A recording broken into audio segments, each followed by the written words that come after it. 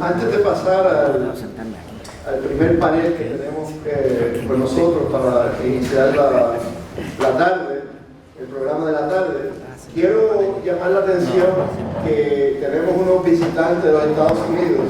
So all of those of you who have come from the States for this occasion to share with us your experiences, please stand up.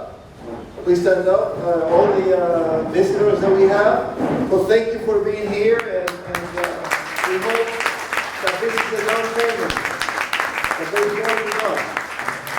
Now, I also want to recognize all those of you who sit in the steering committee of the Idea Común. Los que son el grupo timón de Idea Común, por favor, los veo por ahí, algunos de ustedes se pueden parar para conocer. Jackie, ¿dónde está? No te veo para. ¿Quién más está por ahí? Bueno, gracias a la coalición por apoyarnos. Ahora, quiero reconocer también todos los desarrolladores comunitarios, los CDC, que están aquí con nosotros, que por favor se paren. Todas las organizaciones de desarrollo económico que están con nosotros. La gente que hace la vivienda accesible.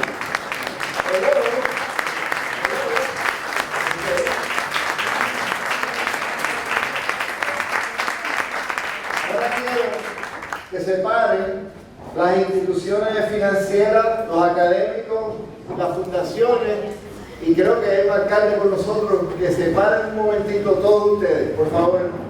Instituciones financieras,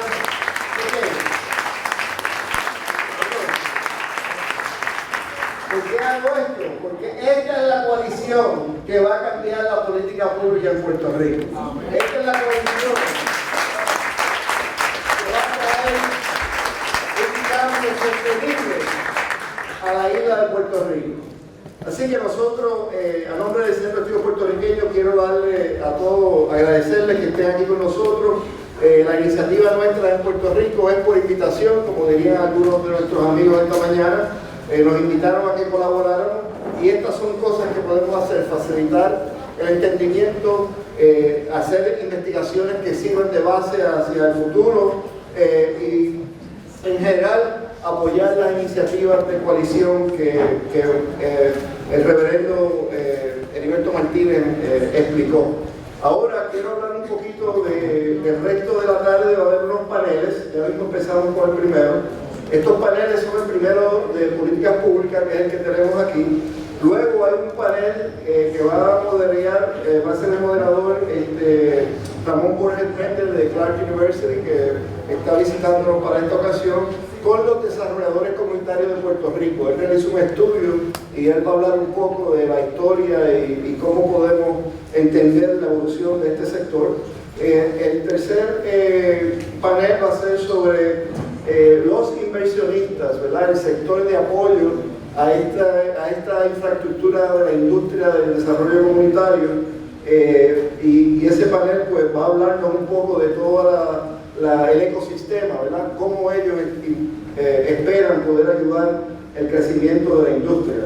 Y finalmente vamos a presentar unos avances en la plataforma de información geográfica que estamos realizando como parte de un proceso de educación a los que están en la industria, a los profesionales que están haciendo un cambio.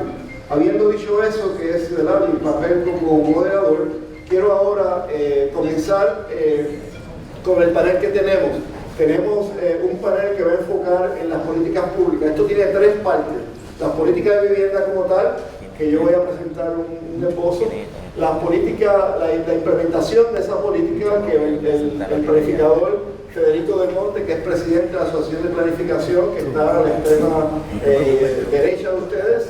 Federico saluda, él va a presentar esa parte del programa. Y el compañero Rafael Torres, que se especializa en la mitigación, va a hablar un poco de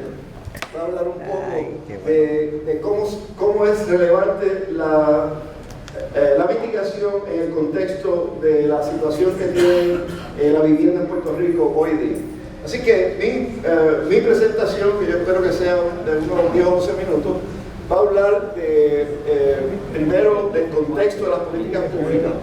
Segundo, una descripción bien breve de lo que es el mercado de vivienda hoy día en Puerto Rico. Un poco trataré de hacerlo lo más rápidamente posible, la aplicación de la información de sistemas geográficos al problema del desarrollo de la vivienda en Puerto Rico y la reconciliación de la planificación comunitaria con la mitigación. Y por último, un par de iniciativas de idea común y de centro en cuanto a una estrategia de fortalecimiento de las capacidades de los que participan. Lo primero que quería presentarles esta es la distribución de fondos del programa 3R que acaba de lanzarse apenas hace unos meses y que tiene en realidad 3 etapas, como ustedes pueden ver. No sé cuánto se ve, pero yo espero poder sacar esto en un policy brief, ¿verdad? ¿Pueden leer esto aunque sea de lejos o no? No. Ok, pues déjame describirlo un poco mejor. No, esto no se puede, no sé si se puede. Okay. Esto tiene la computadora estuvo conmigo. Okay. El primero es la contratación de un gerente que hizo básicamente diseñó el programa. Esa gente recibió 122 millones para hacer ese trabajo y está incorporado como una organización extranjera. Esta compañía Horn lo hace en varias partes de los Estados Unidos. La segunda fase fue contratar 4 gerentes de programa, los cuales están a cargo de supervisar lo que se llaman los gerentes de construcción. Pero para que ustedes tengan una idea, estos fueron los fondos asignados. La mayor parte de esas compañías están inscritas en el registro de Estado como extranjeras, ¿verdad?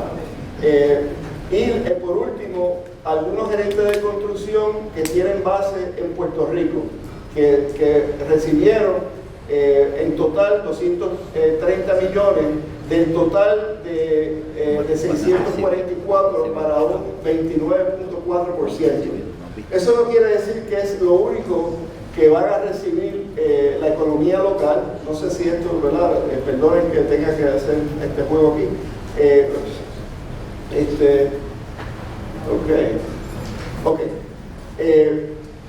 Eso pueden ver la geografía, cómo se dividieron ese dinero, ¿verdad? O sea que hubo un proceso, se contrató el que hizo el programa, se contrataron los que iban, esas 4 regiones que tiene ahí, que iban a manejar los gerentes del programa. Esos gerentes del programa ya salieron a la calle y prácticamente, eso Federico lo va a discutir, ya la primera etapa de eso se completó, que era recoger las solicitudes para ese programa. Eso, Federico va a entrar en los detalles de eso, pero eso lo más probable es que tengan que hacer una segunda ronda de recoger eso va a tener un impacto inmediato en el mercado de la fuerza de trabajo en Puerto Rico, porque esas compañías ya empezaron a contratar empleados de cuello blanco, como decimos, ¿verdad? Los profesionales que están llenando las solicitudes, pero tienen que haber arquitectos e ingenieros que vayan a revisar las propiedades, va a haber asesores, ¿cómo se dice eso? Inspectores, va a haber tasadores, es decir, una serie de personal que va a viabilizar el programa. Va a haber también, eventualmente, primero tienen que pasar por el papeleo, pero una vez eso suceda, va a empezar a entrar la emplomanía artesana, ¿no? Los plomeros, los carpinteros, a rediseñar o a construir, dependiendo de cuál sea el caso. Y finalmente habrá una demanda por trabajadores en general y por gente que son auxiliarios a ese proceso de transportación, etc. Es decir, que Puerto Rico ahora mismo tiene una escasez de mano de obra en la industria. Y esa escasez varía entre sectores de artesanía y sectores generales, de empleabilidad general. Hay una oportunidad, me parece a mí, para que los que tienen compañías de construcción alrededor del salón, los que tienen programas de adiestramiento, hay realmente una oportunidad para reclutar poblaciones que no son normalmente la fuerza de trabajo en la construcción, porque la alternativa es traer gente de afuera. Si no hay suficiente mano de obra, la única forma es de sacarla de las llamadas reservas. ¿Quiénes son esos? Bueno, las mujeres que aquí no se les da oportunidad en la construcción, vamos a empezar por ahí, y están trabajando a 7 o 8 dólares la hora en los fast food, y hay muchos que podrían transicionarse con un buen programa de transición. Y eso hay gente aquí en este salón que sabe hacerlo. Los ex convictos, los jóvenes que no encuentran qué hacer o que se están desertando las escuelas de escuela superior. Esos problemas hay que empezar a pensarlos ahora, porque esta demanda viene en unos meses. Tenemos tiempo en lo que limpia todo ese papeleo, pero no tenemos mucho tiempo, ¿verdad?, para aumentar la fuerza de trabajo. Y esto empieza con un salario de $15 la hora mínima, que aunque en la política pública eso se fue un reto, en la práctica van a tener que hacerlo por la escasez de gente. En la práctica. Ok. Entonces, vamos a hablar ahora de la política macro que gobierna la distribución de estos fondos. Lo que ustedes vieron, el sistema que ustedes vieron, de cómo se hizo la alocación, asignación, la distribución, allocation, bueno, este sistema donde en Puerto Rico, y esta gráfica le doy la gracia a Darian Torres, estudiante doctoral de la Universidad de Illinois. Darian, levanta la mano. Este hombre ha hecho un trabajo tremendo, ¿sabes? Estudiante que puede aplicarse a eso. Pero para esto entender las alternativas de gobierno que hay para este revolú que está pasando ahora con la distribución de los fondos y quién va a hacer qué. Ahí usted tiene un ejemplo de Louisiana Development Authority, que fue la que se creó poquito después que surgió la Katrina. Katrina, el estado de Louisiana empezó más o menos como empezó Puerto Rico, más o menos, pero se dieron cuenta inmediatamente que ese modelo no iba a llevar al éxito. No iba a llevar al éxito, no puede ser un terremoto. Hay que estar pendiente. Ese modelo en Louisiana no iba a llevar, se parecía más a Puerto Rico. Y el gobernador se dio cuenta inmediatamente que tenía que juntar las funciones que van con los chavos de CDBG y de FEMA, que eso no podía estar separado, la mitigación y la reconstrucción económica de viviendas, etc. Eso tenía que estar unido y creó una autoridad. Y en esa autoridad él nombró un board que tenía más de 30 personas, donde sí estaban los funcionarios que coordinan esto en las agencias, pero había un montón del sector cívico, de la gente que está aquí representada. Y eso trajo una unidad de propósito que llevó a que tuviera una participación más inclusiva en el sector sin fines de lucro y de otras organizaciones, las universidades, etc. O sea que esa jerarquía que surgió de Katrina empezó a sentar una base de prácticas efectivas para el manejo de los desastres y de los fondos federales. ¿Bien? De allá para acá, entonces, Arián fue y visitó 4 estados, ¿ok? Y allí fue a buscar cómo se estaban dando este gobierno de estas políticas, ¿ok?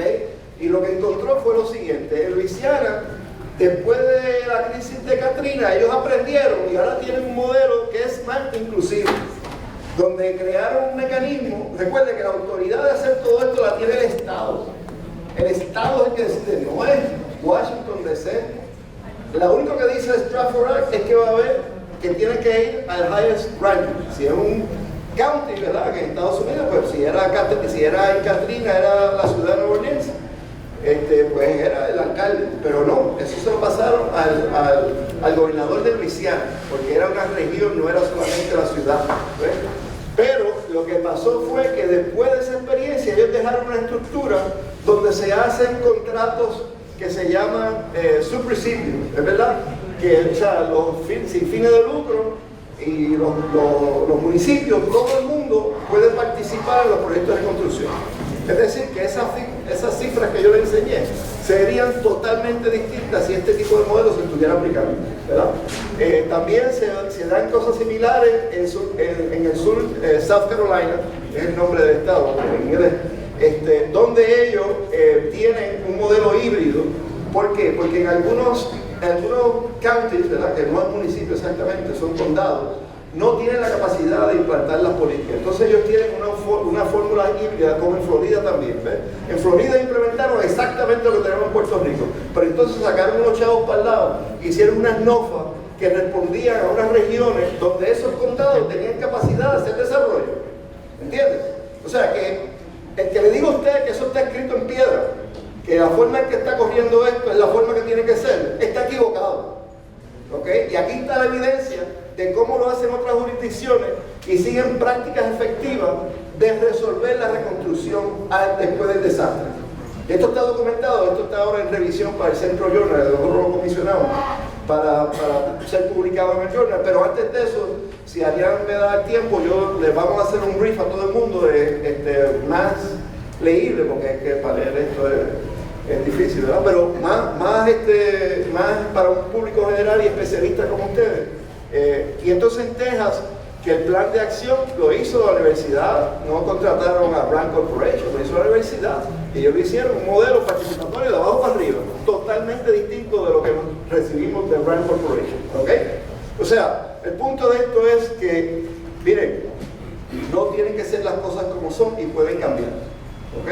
Dentro de los parámetros de las leyes federales, todo esto es la misma ley que nos gobierna a nosotros, exactamente la misma ley. O sea, que si nosotros lo organizamos de otra forma, eso es problema de las autoridades locales. Y ese mensaje yo quiero que ustedes lo piensen, qué es lo que está pasando aquí. ¿A dónde yo quiero llegar? Que no puedo llegar. Entonces, que no me dejen llegar. Entonces, voy a dar unas cifras ahora bien rápidas del mercado de vivienda en Puerto Rico. Eso está publicado hace un año atrás o más. Las cifras están un poquito, hay que hacer un update. Pero el mensaje es el mismo.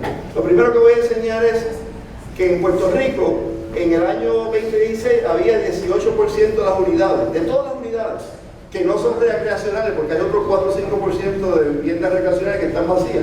18%. O sea, cuando usted camina por una urbanización o ve un edificio aquí, 1 de cada 5 apartamentos o 1 de cada 5 casas están vacíos. Y si usted guía por esas urbanizaciones por ahí, va a ver los patios sucios, las ventanas cerradas. Eso es lo que eso quiere decir. Pero eso tiene unas implicaciones que mientras eso sea así, lo que va a pasar en Puerto Rico es que los precios van a seguir bajando. O sea que aquí hay un interés de política pública de resolver el problema de las casas vacantes. Y la mayoría de esas casas son de gente que está en la diáspora, que están pagando, que las pagaron, pero que estarían dispuestos a entrar en un trato, que no son los bancos que quieren que se las paguen como si fueran nuevas. Aquí hay una oportunidad de cerrar ese gap con políticas públicas, con iniciativas cívicas como el grupo que está aquí, de adquirir esas propiedades. Y hay una gente aquí que son expertos haciendo eso, ¿verdad? Eso cuando usted lo ve por la isla, pues hay sitios de las áreas de más concentración como San Juan, Ponce, Arecibo, Mayagüez, que tienen unas concentraciones más altas, donde hay más de 10.000 viviendas, de 10.000 a 30.000 viviendas en ese rango que está más oscuro, que están disponibles hoy día. Ahora, usted va y le pregunta a un blanco y ¿qué le van a decir? Yo lo que tengo son 10 casas. Ellos le dan servicio al préstamo, pero no se declaran que no hay nada que pueda hacer. Soy inocente, ¿ok? Pero no es así. Entonces, desde el punto de vista de planificación comunitaria, este es el problema que nos presenta, ¿ok? Y esto es importante, porque aquí el proceso de planificación comunitaria está divorciado de toda esta política de vivienda. Y eso es importante que lo entendamos. ¿Por qué? Porque Puerto Rico, si usted va a ver a los cascos, usted va a tener distintos tipos de situación en los barrios. Y yo aquí las distingo A, B, C, D como si estuvieran en un salón de clase, pero esto es más complejo, yo lo voy a enseñar a dar un poquito más de la complejidad. Pero en el caso del A, vamos a decir, en Cuamo, es un casco del pueblo bastante estable. Allí, cuando hablamos, la última vez que hablamos con el alcalde, había 40 solares vacíos. Mire, vaya a un pueblo de más de 5.000 solares que tienen ellos alrededor del campo. 40, eso no es nada, absolutamente nada. Eso es un pueblo que es vibrante, que lo que necesita es una política de mantener la gente allí, hacerle pequeños negocios, hacerle un parque en un supermercado para que se queden allí. Pero usted va al caso número B y ahora ve que hay un montón de propiedades que están a riesgo, más un montón de solares vacíos. Usted tiene que coger esa tipología B y convertirla en A, o se le va a convertir en C y después al final va a tener que tumbarlo todo, ¿ves? O sea que para tú salvar los cascos hay que hacer un análisis específico de bloque por bloque de cómo está esa situación, ¿verdad? Claro, cómo usted trae a la gente de vuelta, eso es otro problema. Pero no puede pensarse que es vivienda nada más. Tiene que haber escuelas, tiene que haber supermercados, tiene que haber pequeños negocios. Y ese espacio se puede crear con todas las propiedades que están abandonadas. Se puede reconfigurar la densidad. Pero eso es un problema de planificación comunitaria. Ahora, ¿qué es lo que quieren todos los desarrolladores? Los amigos míos y los que no son amigos míos.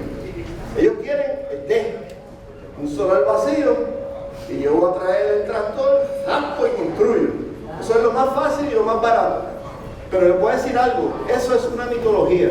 Porque los estudios que se hacen, indicador de empleo y de ganancia de lo que se llama Inside Construction, que es cuando usted tiene estos barrios, este Neighborhood Stabilization Program, ¿verdad? Cuando usted ve esos barrios que están casi así, que son un checkerboard, que a veces que hay vacantes aquí y allá, eso deja tanto como la construcción nueva.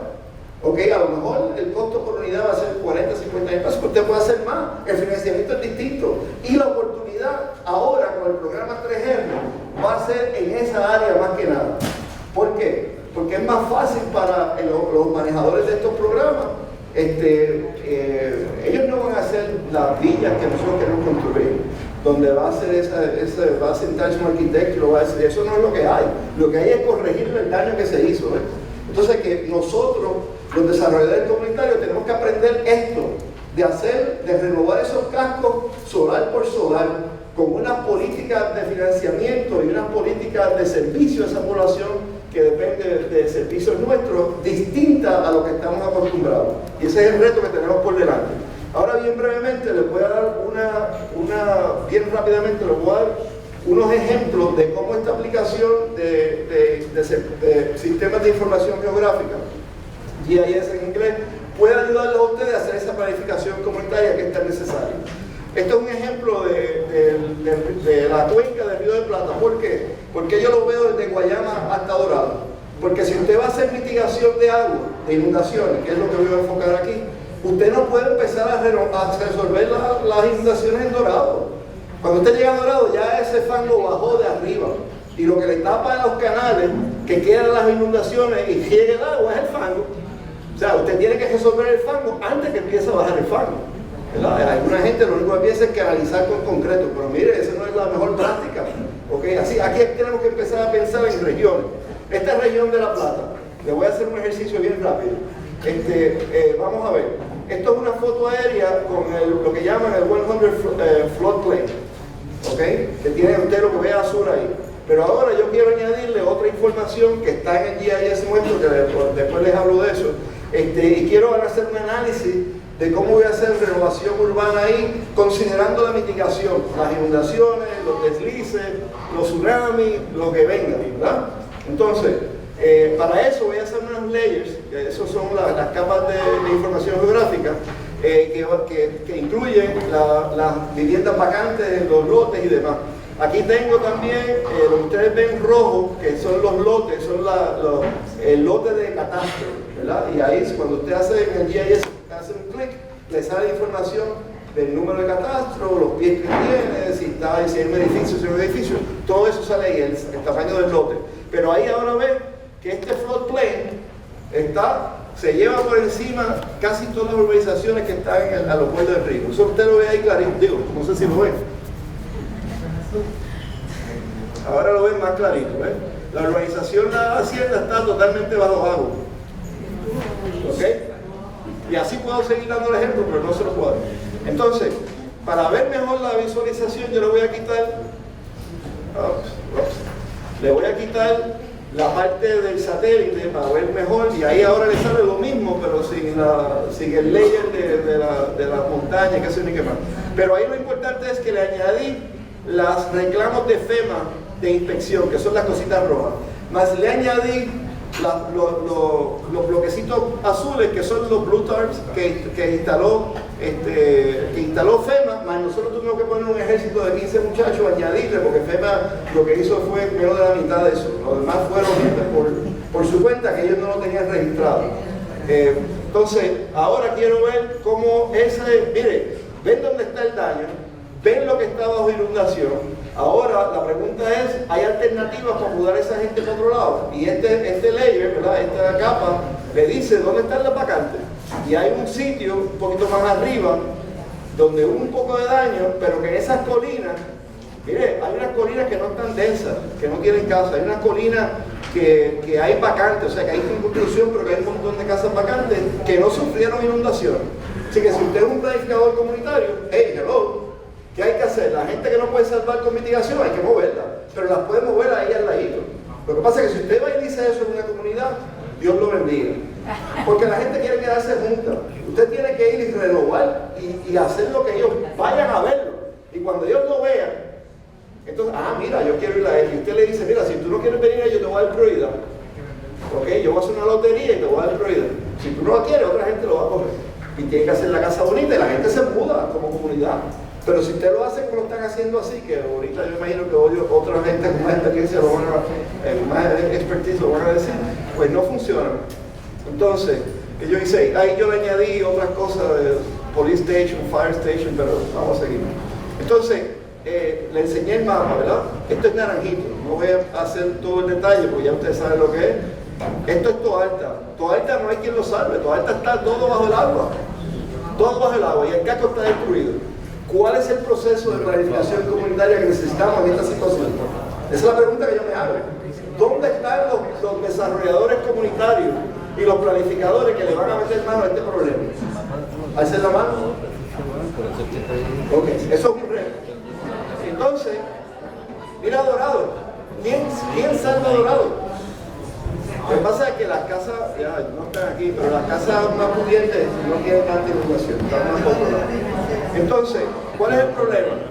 Que los planes de mitigación están estancados. Rafael va a hablar más de eso, pero este es el mapa, eso estaba todo en proceso y finalmente no lo aprobaron. Rafael va a hablar más de eso, así que yo voy a dejarlo ahí. Pero nosotros tenemos también otras capas que hablan de otras. Cuando usted va a hacer el análisis, ¿verdad? Usted tiene que hablar de dónde están las inundaciones, ok, pero también tiene que hablar de la vulnerabilidad social. Eso es un índice, que es un índice que desarrolló el CDC, el Center for Disease Control, que le dice en relación a la población cuál es la vulnerabilidad, porque son pobres, porque son viejos, porque son niños, porque no tienen las casas adecuadas, lo que sea. Ese índice lo tenemos como capa. Y eso que usted ve ahí es una forma de manipular la información para hacer análisis, para verla. Pero también usted puede bajarla a una tabla. Y eso voy a decirles ya mismo cómo se hace. Pero aquí usted ve, por ejemplo, que el municipio, estoy buscando aquí, vamos a decir, Loíza, en el 100%, en el 100 años floodplain, que puedo decir que María fue más o menos 100 floodplain.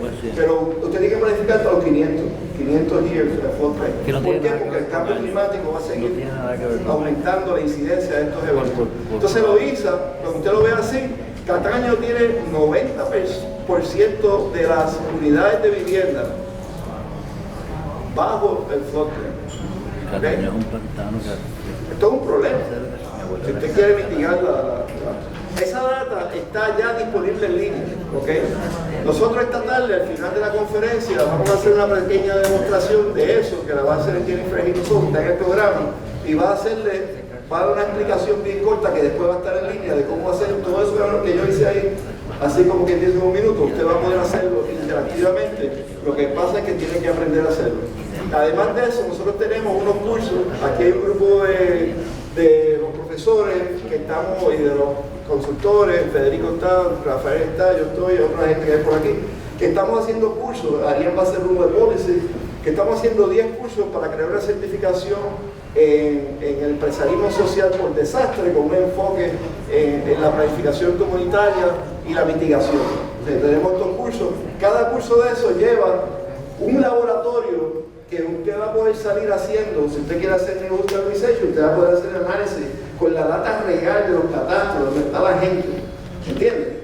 Empírica, y puede bajar eso como tabla y cualquier propuesta que vaya a hacer lo puede utilizar. Es decir, que es una herramienta que no solamente ya está a disposición, sino que nosotros queremos que ustedes aprendan a usar en las organizaciones, ¿ok? Y eso lo estamos haciendo en un grupo colectivo. Así que muchas gracias y dejo con ustedes ahora, que es el segundo.